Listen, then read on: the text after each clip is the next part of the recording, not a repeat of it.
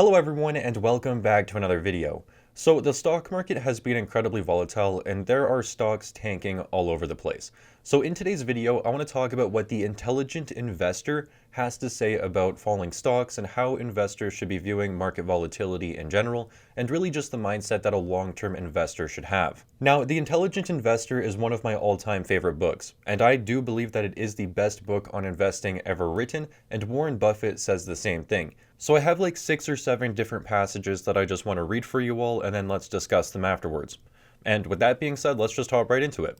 Alright, so the first passage that I want to share with you all is on page 223, and it starts right here where it says, "Over a 10 or 20 or 30-year investment horizon, Mr. Market's daily dipsy doodles simply do not matter. In any case, for anyone who will be investing for years to come, falling stock prices are good news, not bad, since they enable you to buy more for less money. The longer and further stocks fall, and the more steadily you keep buying as they drop, the more money you will make in the end, if you remain steadfast until the end. Instead of fearing a bear market, you should embrace it. The intelligent investor should be perfectly comfortable owning a stock or mutual fund, even if the stock market stops supplying daily prices for the next 10 years. So this passage right here really resonates with me as a long-term investor because it's simply saying that if I have 10, 20, or 30 years left in my investing horizon, then these daily dipsy doodles and all of the volatility that the market is currently experiencing in this little short amount of time really is not going to matter at all. Then it also says that stocks falling is actually good news for long-term investors, because think about it, we can buy more shares of our favorite companies for less money. And over the past few videos that I have made, I've really been trying to stress this point, because if you can think like this, then it can really help you and your mindset in your long-term investing career. And I've been saying, think about if Google dropped to $1,000 a share tomorrow. And think about if Google stayed down at $1,000 a share for the next 5 or 10 years, while the fundamentals of that business continued improving dramatically. Think about how great of an opportunity that would be for long-term investors to buy like the best company in the world, in my opinion, at a ridiculously cheap price and just build out a massive position in that company while it's still incredibly cheap. I seriously think that, stocks dropping and remaining down is actually a good thing for long-term investors who are trying to build wealth. It creates massive opportunity and we should not be fearful of it. Alright, now the next passage that I want to share with you all is at the bottom of page 219, where it says, "If your investment horizon is long, at least 25 or 30 years, there is only one sensible approach. Buy every month, automatically, and whenever else you can spare some money." Now also, this is the one page in the whole Intelligent Investor that I noticed has a spelling mistake, because it says, "If you investment horizon is long," but it should be "if your investment horizon is long." So page 219, everyone, there should be a spelling mistake in your book as well. But anyways, what this passage is saying is that, if you are a long-term investor, then basically the best investing strategy is just to buy every single month when you have some extra money, and whenever you can get some extra money, just invest that money and try and dollar cost average essentially. This page is basically saying that if you are a long-term investor, just dollar cost average. Don't worry about if the market is up or down or, how expensive things are or how cheap things are. Just invest. Just invest your money for the long term and just buy every single month. I actually did another video on my channel, and statistically, that is the best way to invest. Trying to save up all this money for the next crash or the next major correction causes you to miss out on more gains than you think. So this is really the investment strategy that I have been taking on in my own portfolio. I do leave like 5% cash right now. I don't have a lot of cash, but I do have about 5% cash.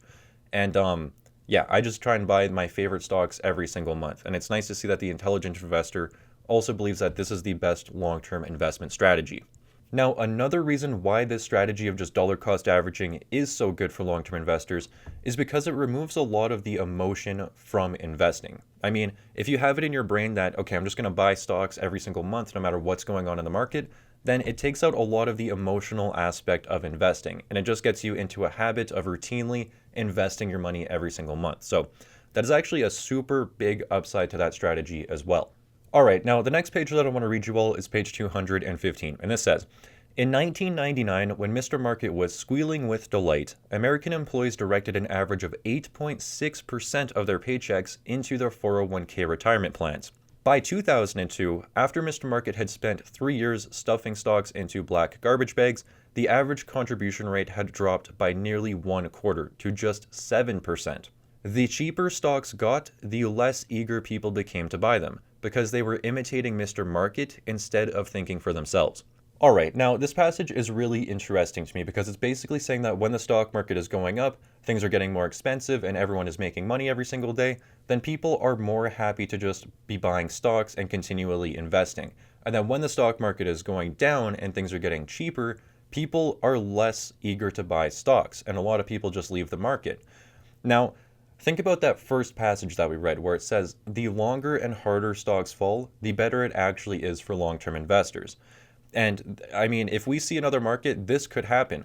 Where we see another market where, the stock market is going down for 3, 5, or maybe even 10 years, and we enter a deep bear market. And during that time, the best thing that a long-term investor could do is actually just continue buying. Not leave the market, not get scared, and just continue buying. Buy stocks while they're cheaper. That is what I think the best strategy is.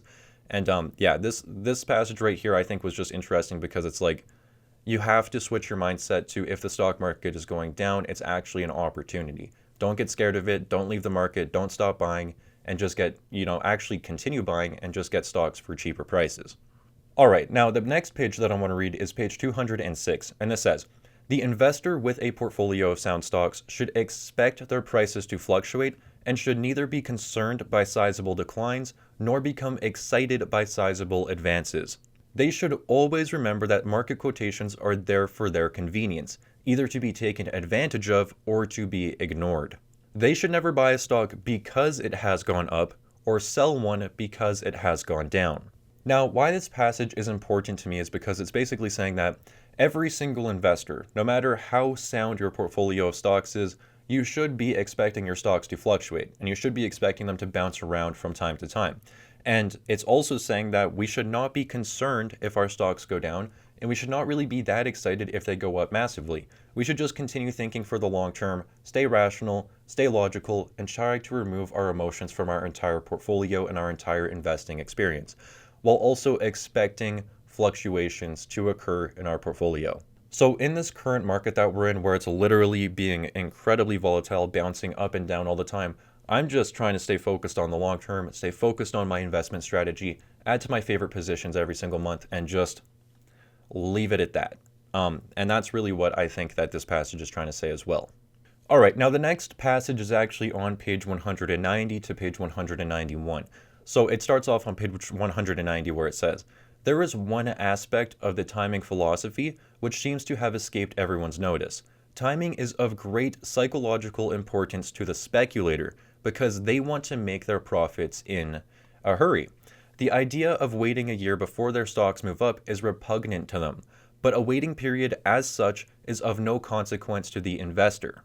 Now, this passage I think is really important because it's basically saying that speculators, or people just gambling on stock prices and what they're going to be doing over the short term, need to make profits in a hurry. However, investors are totally fine waiting a year or longer to see their investments pay off. So as an investor, I am trying to remain focused on the long term, and if my positions go down on me for, the next 6 months or whatever, so be it. I'm going to continue adding to them, and I'm going to stay focused on the long term, and I'm going to see through my positions, I'm going to stick with them for the next 10, 20, and 30 years, hopefully. Hopefully I can hold everything in my portfolio for the next 30 years. I doubt it, but that's the plan right now, at least until something changes. All right, now the next passage is on page 217, and it's actually in the bottom little transcript or whatever of that page. And this says, when asked what keeps most individual investors from succeeding, Graham had a concise answer. The primary cause of failure is that they pay too much attention to what the stock market is doing currently. Now, this is also super interesting to me because the main cause of failure for investors is to pay too much attention to what is currently going on in the stock market. Now, think about it. Remember, over a 10, 20, or 30-year investment horizon, these daily market swings and all of the volatility that we see simply do not matter. So if we're being caught up in, what the stock market is doing today, positions are falling today and then tomorrow they're going up, that is the number one cause of failure for investors, is to simply think about the short term and not the long term. So again, as an investor, I try to focus on the long term and where I see my investments going over the next 10, 20, 30 years, and not getting caught up in, whatever is trying to scare people in the market that week. It's just crazy right now. So try not to stay so focused on, what everyone is worrying about this week or this day in specific, and focus on the long term. That's basically what Graham is trying to say here, I believe. All right, now we're actually going to skip way up to the beginning of the book, and there's only 2 passages left. But this next one is on page 36, and this says, an investor calculates what a stock is worth based on the value of its businesses. A speculator gambles that a stock will go up in price because somebody else will pay even more for it. As Graham once put it, investors judge the market price by established standards of value, while speculators base their standards of value upon market price. For a speculator, the incessant stream of stock quotes is like oxygen. Cut it off and they die. For an investor, what Graham called quotational values matter much less. Graham urges you to invest only if you would be comfortable owning a stock, even if you had no way of knowing its daily share price. Now, this passage has a few different points to it, actually. So the first point that I'm seeing here is that an investor focuses on the underlying business that they are investing in, and they don't speculate on what the share price of that business is going to do over the short term. So for me as an investor, when I am buying a stock, I am analyzing the underlying business, and I'm making sure that I think the underlying business is cheap. And then that's when I buy it. I don't know what the stock price is going to do over the next month. It could continue going down on me. I have no idea. But a speculator, when they buy a stock, they want to see that stock go up because they're only buying the stock because they think it is going to continue going up and make a decent profit for them, over the next week or over the next month. A speculator really doesn't like when positions go down on them because, again, they only bought the stock because they think that the stock is going to go up. And that's it. They don't really know anything about the underlying business or its value. And that's what Graham means right here where he says, well, speculators base their standards of value upon the market price. So if this price of their stock is not going up, then they instantly think, well, I'm just going to drop this stock. So that's what I believe that is saying. Now, the next major point is that the speculator needs an incessant stream of stock quotes because it's like their oxygen. So what this is saying is that the speculator needs to be, glued to their phone or glued to their portfolio to continue checking their stock quotes to make sure that their stock is going up. Whereas the investor really doesn't care. The investor could hold a stock and basically not pay attention to the stock quote for the next 10 years because they are invested in the underlying business and they believe that they got that business at a good value. So whether the stock market is open, whether it's closed, whether they look at their portfolio for the next year, they know that they are invested in a fundamentally sound business that they got at a good price, so they don't really care what the market is doing to their position from day to day or whatever the market is doing. And that's why it says right here, Graham urges you to invest only if you would be comfortable owning a stock, even if you had no way of knowing its daily share price. That is how I try to handle my own portfolio. And if you're a long-term investor, this is really, I believe, the only way to consistently long-term invest. Because, in my opinion, investing should be something that sets you free. Investing shouldn't be something where you're constantly worried about your portfolio and you can't go 15 minutes without checking your portfolio or what your stocks are doing. Again, I just believe that investing should be something that sets you free and takes away stress. I don't think that it should be something that causes stress in your life. So yeah, that's my takeaway from page 36. And now let's go over to page 17, which is the last quote that I want to share in this video. All right, so here we are on page 17, and this says, the intelligent investor realizes that stocks become more risky, not less, as their prices rise, and less risky, not more, as their prices fall. The intelligent investor dreads a bull market since it makes stocks more costly to buy. And conversely, so long as you keep enough cash on hand to meet your spending needs, you should welcome a bear market since it puts stocks back on sale. So take heart, the death of a bull market is not the bad news that everyone believes it to be. Thanks to the decline in stock prices, now is a considerably safer and saner time to be building wealth. So this passage I actually reference all the time in my videos because as the price of stocks go down, they actually become less risky and the future returns actually go up. This is simply because the amount of cash that the business can return to its shareholders at a lower stock price is much better for long-term investors. I mean, dividend yields go up, share buybacks become more effective, and the free cash flow yields on businesses go up. So as a long-term investor, the death of a bull market and stocks coming down is actually a good thing. It's a much better time to be investing when stock prices are going down versus when stock prices are going up, if you are a long-term investor and you are a net buyer of stocks. So you can really see that the intelligent investor is trying to switch investors' thinking to viewing stock prices going down as a good thing for building long-term wealth. And you can also see that the intelligent investor really tries to stress focusing on the underlying business and not really what the stock market is doing from day to day and getting so caught up in what everyone is worrying about. Just stay focused on the long term, stay focused on your investment strategy, stay focused on the underlying business, and try not to focus on whatever share prices you're doing from day to day. And if your share prices are going down, try and switch your mentality to view that as an actual good thing for building long-term wealth.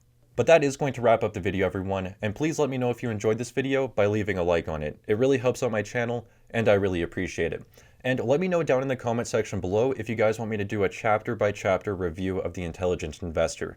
This book is absolutely full of gold for long-term investors, and again, I think that this is the best book on investing ever written. But the thing about this book is that it's written in a way that's kind of hard to understand, so I think that a lot of people miss a lot of the gold in this book. So again, if you guys want me to do a chapter-by-chapter review just like this of The Intelligent Investor, then please let me know down in the comment section below, because I think that would be fun to make, and I think it would provide a lot of value to everyone.